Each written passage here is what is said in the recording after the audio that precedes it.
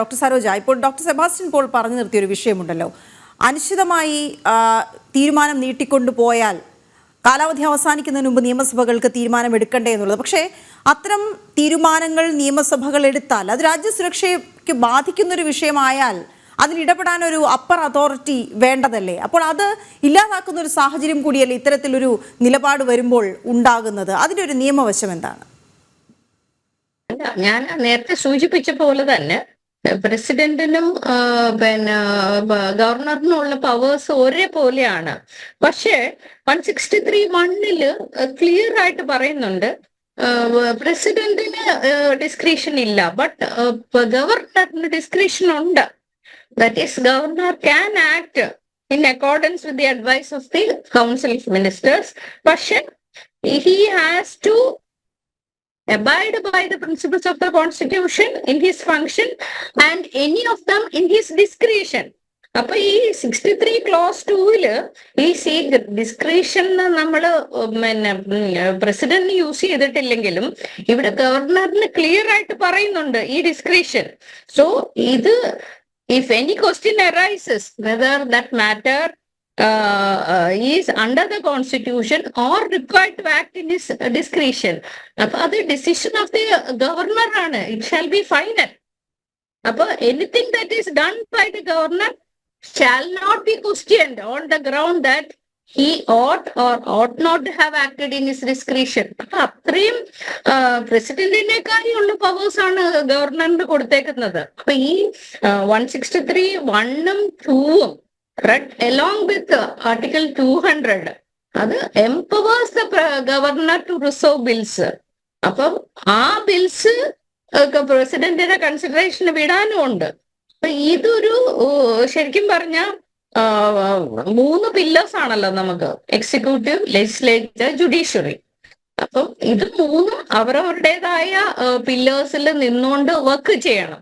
അപ്പം നിയമനിർമ്മാണം നടത്താൻ പറ്റില്ല പിന്നെ ഗവർണർ ബില്ല് പാസ്സായില്ലെങ്കിൽ. കാരണം ഗവർണറിന്റെ സിഗ്നേച്ചറോട് കൂടി മാത്രമേ ഏത് കാര്യവും നമ്മൾക്ക് സാധൂകരിക്കാൻ പറ്റുള്ളൂ.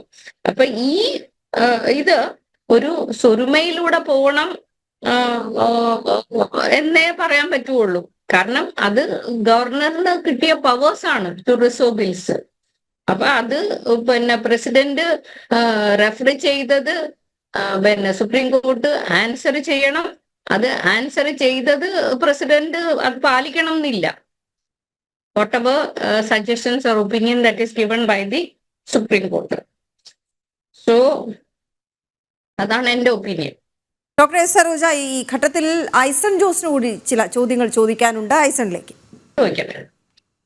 മാം, ഇപ്പോൾ ഈ വിഷയമുണ്ടായ സമയത്ത് തന്നെ, അതായത് ഈ വിധി വന്നതിന് തൊട്ടു പിന്നാലെ തന്നെ ചില ഗവർണർമാർ, പ്രത്യേകിച്ച് കേരള ഗവർണറെല്ലാം പ്രതികരിക്കുകയും ചെയ്തിരുന്നു. ഈ വിഷയം ഒരു ഭരണഘടനാ ബെഞ്ചാണ് പരിശോധിക്കേണ്ടത്. കാരണം ഇത് ഭരണഘടനാ ബെഞ്ചിൻ്റെ സ്വഭാവമുള്ള ഭരണഘടനാ വിഷയമായതുകൊണ്ട് തന്നെ മിനിമം 5 അംഗങ്ങളുള്ള ഒരു ഭരണഘടനാ ബെഞ്ച് പരിശോധിക്കേണ്ട ഒരു വിഷയമാണ്. എന്നാൽ അത്തരമൊരു വിഷയത്തിൽ പ്രസിഡന്റിൻ്റെ റഫറൻസിൽ പറയുന്നത് അത്തരമൊരു വിഷയത്തിൽ ഈ ഭരണഘടനാ സ്വഭാവമുള്ള ഭരണഘടനയുടെ നിർദ്ധാരണം ആവശ്യമുള്ള ഒരു വിഷയത്തിൽ ഈ ഭരണഘടനാപരമായ ഒരു റിവ്യൂ നടത്തേണ്ടതില്ല എന്ന് ഭരണഘടനാ ബെഞ്ചിൻ്റെ സ്ട്രെങ്ത് ഇല്ലാത്ത അല്ലെങ്കിൽ 2 അംഗ ബെഞ്ചിന് തീരുമാനിക്കാനാകുമോ എന്ന ചില സംശയങ്ങളൊക്കെ മുന്നോട്ട് വയ്ക്കുന്നുണ്ട്. ഈ ഭരണഘടനാ ബെഞ്ച് ആയിരുന്നു ഈ വിഷയം തീരുമാനിക്കേണ്ടത് എന്ന് ഒരു നിയമവിദഗ്ധ എന്ന നിലയ്ക്ക് മാഡത്തിന് തോന്നുന്നുണ്ടോ?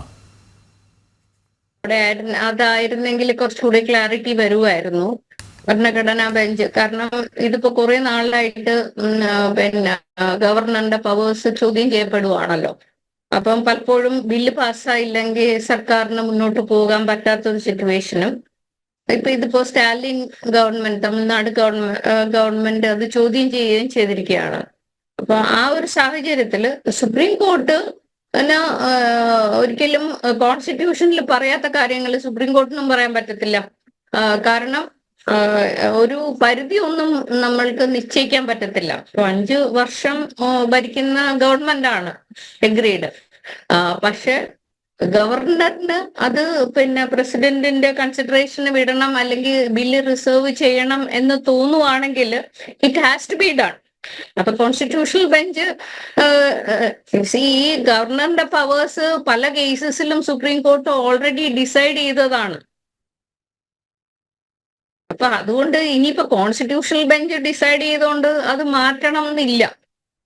അപ്പൊ എന്തായാലും ഇത് ചോദ്യം ചെയ്യാൻ കോൺസ്റ്റിറ്റ്യൂഷണൽ ബെഞ്ച് ഒരു ക്ലാരിറ്റിയോട് കൂടി സുപ്രീം കോർട്ട് അത് അല്ല ഒരു വിധി വരികയാണെങ്കിൽ ഇറ്റ് വിൽ ബി ഗുഡ്. ഇത് ഇക്കാര്യത്തിൽ ഒരു കോൺസ്റ്റിറ്റ്യൂഷൻ ബെഞ്ച് രൂപീകരിച്ച ഒരു പുനഃപരിശോധന നടത്താമെന്ന രീതിയിൽ ഈ റഫറൻസിന് ഒരു മറുപടി നൽകാൻ സാധിക്കുമോ നിലവിലെ സാഹചര്യം അനുസരിച്ച്? പറ്റും. അത് സുപ്രീം കോടതിന്റെ റെഫറൻസിലോട്ട് പ്രസിഡന്റ് കൊടുത്തേക്കുന്നതല്ലേ. അപ്പം anyway supreme court can decide whether it should be decided by reviewed by a constitutional bench. Supreme കോർട്ടിന് തീരുമാനിക്കാവുന്നതാണ്. അത് ഈ റഫറൻസിന് മറുപടിയായി അത്തരമൊരു മറുപടി നൽകാമോ? ഇഫ് ദേ ഫീൽ ദാറ്റ് ഇതിന്റെ ആൻസർ പല കേസസിലും സുപ്രീം കോർട്ട് അങ്ങനെ തീരുമാനിച്ചിട്ടുണ്ടല്ലോ. ഇതൊരു കോൺസ്റ്റിറ്റ്യൂഷണൽ ഇതാണ്, ഒരു കോൺസ്റ്റിറ്റ്യൂഷണൽ ബെഞ്ച് ഡിസൈഡ് ചെയ്യണമെന്ന്. ഇത് പൊളിറ്റിക്കൽ ഇതും കൂടി ആയതുകൊണ്ട് ഗവർണർ എപ്പോഴും ഒരു പൊളിറ്റിക്കൽ നോമിനി ആണല്ലോ, elected by the appointed by the president. അപ്പം അങ്ങനെ ഒരു ചോദ്യം വരുമ്പോഴത്തേക്കും it will be better it is decided by a constitutional bench. Okay, വളരെ നന്ദി ഡോക്ടർ എസ് സരോജ ഈ വിഷയത്തിൽ ഇതിൻ്റെ നിയമവശങ്ങൾ വിശദമാക്കിയതിനൊപ്പം ഡോക്ടർ സെബാസ്റ്റ്യൻ പോളും നമ്മളോട് ഈ വിഷയത്തിൽ പ്രതികരിച്ചിരുന്നു. വളരെ നന്ദി ഡോക്ടർ സരോജ. ഐസണിലേക്ക് ഒരിക്കൽ കൂടി പോവുകയാണ്. ഐസൺ, ഒന്ന് കൺക്ലൂഡ് ചെയ്യുന്നതിൻ്റെ ഭാഗമായിട്ട് ഈ വിഷയത്തിൽ ഒരു പക്ഷേ സുപ്രീം കോടതിക്ക് ഒരു റഫറൻസ്, ഇതിൻ്റെ ഒരു വിശദീകരണം നൽകാതിരിക്കാനും കഴിയുന്നൊരു സാഹചര്യം ഉണ്ടോ എന്നുള്ളത് കൂടി പരിശോധിക്കപ്പെടേണ്ടിയിരിക്കുന്നു. ഇപ്പോൾ ഈ വിഷയം രാഷ്ട്രപതിയും സുപ്രീം കോടതിയും തമ്മിലുള്ള പരമോന്നതമായ രണ്ട് സ്ഥാനങ്ങൾ തമ്മിലുള്ള ഒരു റഫറൻസ്, ഒരു കൊടുക്കൽ വാങ്ങലാണ് എന്നിരിക്കെ സ്റ്റാലിൻ്റെ നീക്കത്തെ നമുക്ക് പൂർണ്ണമായും ഒരു രാഷ്ട്രീയ ലക്ഷ്യമെന്ന് തന്നെയല്ലേ പറയാൻ കഴിയുക? കാരണം തമിഴ്നാട്ടിൽ ഉണ്ടായ പ്രശ്നത്തെ ചൊല്ലി ആണ് ഒരുപക്ഷെ സ്റ്റാലിൻ ഈ വിഷയം ഒറ്റക്കെട്ടായി എതിർക്കണമെന്ന് മറ്റുള്ളവരോട് ആവശ്യപ്പെട്ടിരിക്കുന്നത്. മറ്റ് സംസ്ഥാനങ്ങൾ ഈ വിഷയത്തിൽ ഇടപെടാനുള്ള സാധ്യതയും എന്താണ്? തീർച്ചയായും വീണ, മറ്റ് സംസ്ഥാനങ്ങളുടെ ഇടപെടൽ സംബന്ധിച്ച് ആ സംസ്ഥാന സർക്കാരുകളുടെ അല്ലെങ്കിൽ അത് ബന്ധപ്പെട്ട അധികാരികളുടെ തീരുമാനമാണ് ഉണ്ടാകേണ്ടത്. അത് സംബന്ധിച്ച് ഏത് രീതിയിലാണ് മറുപടികൾ ഈ 8 സംസ്ഥാനങ്ങളിൽ നിന്നും അല്ലെങ്കിൽ 7 സംസ്ഥാനങ്ങളിൽ നിന്നും ഉണ്ടാവുക എന്നെല്ലാം തന്നെ ഒരു വ്യക്തത വരേണ്ടതുണ്ട് എന്നതൊരു യാഥാർത്ഥ്യം തന്നെയാണ്. എങ്കിലും കുറെ കൂടി കാര്യക്ഷമമായൊരു നിരീക്ഷണം ഇക്കാര്യത്തിൽ രാഷ്ട്രീയ തലത്തിലും അതുപോലെ തന്നെ ഭരണഘടനാ തലത്തിലും ഉണ്ടാകേണ്ടതുണ്ട്, അല്ലെങ്കിൽ നിയമതലത്തിലും ഉണ്ടാകേണ്ടതുണ്ട് എന്നതൊരു വെല്ലുവിളിയായി തന്നെ മുന്നിൽ നിൽക്കുന്നു എന്നതൊരു വസ്തുത തന്നെയാണ് ഈ വിഷയം പരിശോധിക്കുമ്പോൾ. എന്നാൽ മറ്റൊരു സുപ്രധാന വിഷയം നേരത്തെ വീണ ചോദിച്ചതുപോലെ ഈ റഫറൻസുമായി ബന്ധപ്പെട്ട് സുപ്രീം കോടതിക്ക് തീരുമാനമെടുക്കാവുന്ന പല തീരുമാനങ്ങളെടുക്കുക. അപ്പോൾ നേരത്തെ സരോജ മാഡം പറഞ്ഞതുപോലെ തന്നെ ഈ റഫറൻസ് വീണ്ടും ഒരു പുനഃപരിശോധനയ്ക്ക് വിധേയമാക്കാം. ഭരണഘടനയുടെ ജൂറിസ്ഡിക്ഷനുള്ള ബെഞ്ചിന് തന്നെ വിട്ട് അത് പരിശോധിക്കാൻ തയ്യാറാണ് എന്നൊരു റഫറൻസിന് മറുപടി നൽകാനുള്ള ഒരു സാധ്യത നിലനിൽക്കുന്നുണ്ട്. അതുപോലെ തന്നെ ഈ റഫറൻസിന് മറുപടി നൽകുന്നത് വേണ്ട എന്ന് വയ്ക്കാനും തീർച്ചയായും സുപ്രീം കോടതിക്ക് അധികാരമുണ്ട്. റഫറൻസിന് തിരിച്ചയക്കാനുള്ള അധികാരവുമുണ്ട്. അത്തരത്തിലുള്ളൊരു അധികാരങ്ങളെല്ലാം നിലനിൽക്കുമ്പോൾ ഈ സമയപരിധി നിശ്ചയിക്കുന്നത് സംബന്ധിച്ച് കൃത്യമായൊരു തീരുമാനമെടുക്കേണ്ടത് ഏത് രീതിയിലാണ്, അത് ഭരണഘടനാപരമായ വിഷയമായതിനാൽ ഭരണഘടനാ ബെഞ്ചാണ് തീരുമാനമെടുക്കേണ്ടതെന്ന് ഗവർണർമാർ തന്നെ കൃത്യമായി പറഞ്ഞിരിക്കുന്ന ഒരു സാഹചര്യത്തിൽ ആ ഒരു പോയിന്റ് അവിടെ കൃത്യമായി ഉയർന്നു വരികയും ചെയ്യുന്നുണ്ട്. ഈ വിഷയം ഭരണഘടനാ ബെഞ്ചിൻ്റെ പരിഗണനയ്ക്ക് വിട്ട് അല്ലെങ്കിൽ ഒരു പ്രത്യേക ഭരണഘടനാ ബെഞ്ച് ഇതിനെ തയ്യാറാക്കി ആ ഭരണഘടനാ ബെഞ്ച് ഈ വിഷയം പരിഗണിച്ചതിന് ശേഷം അന്തിമമായ വിധി പുറപ്പെടുവിക്കാമെന്നൊരു നിലപാട് തീർച്ചയായും എടുക്കാൻ സുപ്രീം കോടതിക്ക് സാധിക്കുകയും ചെയ്യും. അങ്ങനെ ഒരു നിലപാടെടുക്കുകയാണെങ്കിൽ കുറെ കൂടി ഒരു വ്യക്തമായ ഒരു നിലപാടുണ്ടാവുകയും ചെയ്യും, അത് സ്വീകാര്യമാവുകയും ചെയ്യും. അതൊരു പക്ഷേ ഇത്തരത്തിലുള്ള പല വിഷയങ്ങളും പരാമർശിക്കപ്പെടും.